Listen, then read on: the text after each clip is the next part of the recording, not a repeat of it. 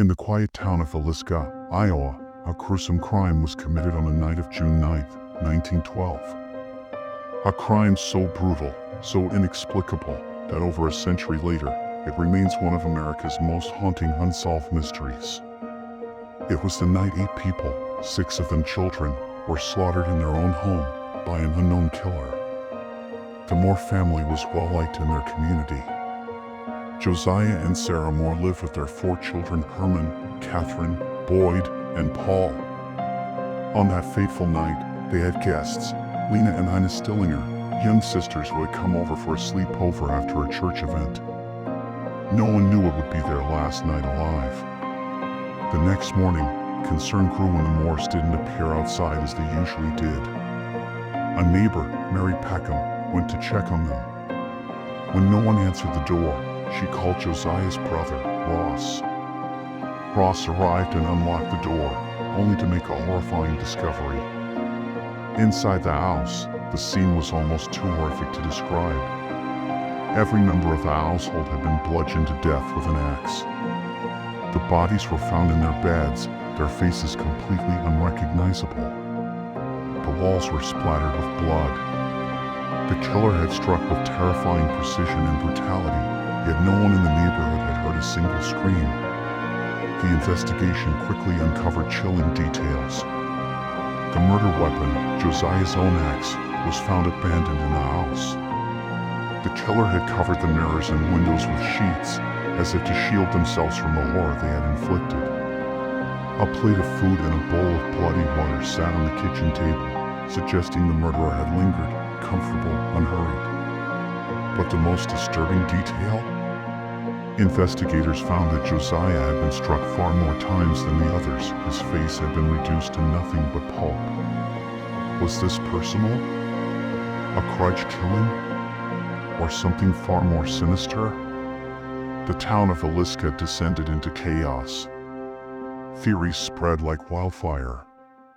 The authorities questioned several suspects, including a transient, a vengeful businessman, and even a traveling minister. But despite multiple arrests and sensational trials, no one was ever convicted. The most infamous suspect was Reverend Lynn George Kelly, an eccentric preacher who had attended the same church service as the victims that night. He left town on an early morning train and later sent bizarre, rambling letters confessing to the crime only to later recant. He was put on trial but ultimately walked free. No hard evidence ever tied him to the murders. The crime scene itself held even more eerie details. The ceilings in the bedrooms bore deep gouges, as if the axe had been swung so forcefully that it had embedded itself in the wood. Authorities believed the killer had attacked in complete darkness, relying only on memory to strike again and again. Some townsfolk began to speculate that this was the work of a serial killer, someone who had committed similar crimes elsewhere. In fact, eerily similar axe murders had been reported in other Midwestern towns during the same era, leading some to believe that the Villisca murders were part of a larger, more sinister spree. The case also inspired multiple theories surrounding secret societies. Some believed the murders were connected to the shadowy world of the local Freemasons, while others insisted they were the result of revenge or ritualistic killings. Yet, despite decades of speculation, no theory has ever led to a definitive answer. Another suspect, a wealthy businessman named Frank Jones, was rumored to have ordered a hit on Josiah Moore. Moore had once worked for Jones and later started his own business, becoming a direct competitor.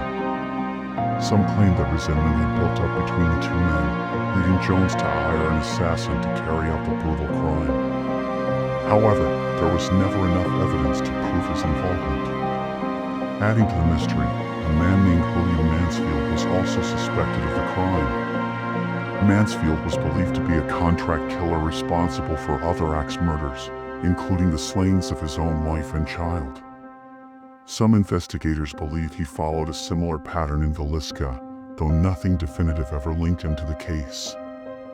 Years later, investigators even considered the possibility that the killer was someone who had temporarily lived in Villisca, a drifter or former resident with a personal vendetta. Psychological profilers have since analyzed the case, suggesting that the level of overkill, particularly in Josiah Moore's case, pointed to an emotionally driven crime, not a random act of violence. Over the years, ghost stories began to swirl around the Moore house. Visitors claimed to hear children's laughter, whispers in empty rooms, and even the creaking of unseen footsteps. Paranormal investigators have flocked to the scene, convinced that the spirits of that tragic night remain trapped within its walls. The house has since been converted into a museum, where brave visitors can spend the night, if they dare. Beyond the ghost stories, the real horror is this: a brutal mass murder happened in a small, quiet town, and the killer was never caught. Did they continue their crimes elsewhere? Did they blend into society, carrying their dark secret to the grave? Or was it someone within the town itself, someone who walked among the grieving, feigning innocence? Even now, historians, forensic experts, and amateur sleuths continue to search for clues. Some believe modern forensic techniques, such as DNA testing, might one day unlock the secrets hidden in the crime scene evidence. But with over 100 years gone by, those answers may be forever lost to history. A case like this leaves behind more than just unanswered questions. It leaves behind fear, speculation, and a community forever scarred. The memory of the Villisca axe murders lingers in the quiet town, a place where the past refuses to stay buried. Was it an act of revenge? A serial killer's calling card? Or something even darker? The Villisca axe murders remain one of the most chilling and perplexing cases in true crime history. A family and 2 innocent children lost their lives in a night of unimaginable violence. The answers may be buried in the past, but the questions, they linger, haunting Villisca like a ghost that refuses to fade. And maybe, just maybe, the killer's shadow still looms over the town, unseen, unknown, waiting to be remembered. Thanks for watching this episode of The Casebook.